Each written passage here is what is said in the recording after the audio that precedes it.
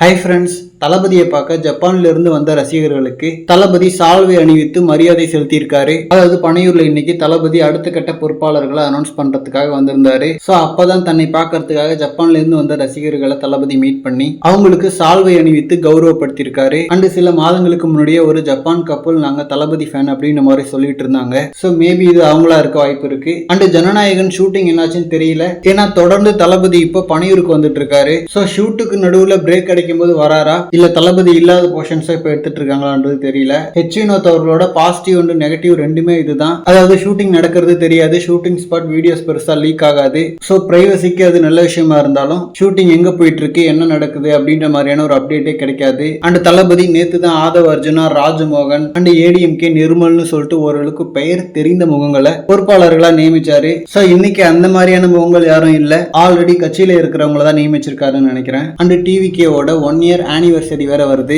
So அதுக்குள்ள இந்த மாவட்ட செயலாளர்கள்லாம் நியமிச்சிடணும் அப்படின்ற மாதிரி தான் தளபதி ஒர்க் பண்ணிட்டு இருக்காரு. ஸோ February 3 நாள் அன்னைக்கு தான் 1 year ஆனிவர்சரி. ஸோ கண்டிப்பா அன்னைக்கு ஏதாவது ஸ்பெஷலான ஒரு சம்பவம் இருக்கும். அது என்னன்றதை பொறுத்து இருந்து பார்க்கலாம். அண்ட் இந்த மாதிரி தளபதி பார்த்தீங்கன்னா ஹாட் அண்ட் அப்டேட்ஸ்க்கு நம்ம விஜய் ஃபோர்ட் சேனலை சப்ஸ்கிரைப் பண்ணுங்க. தேங்க்யூ.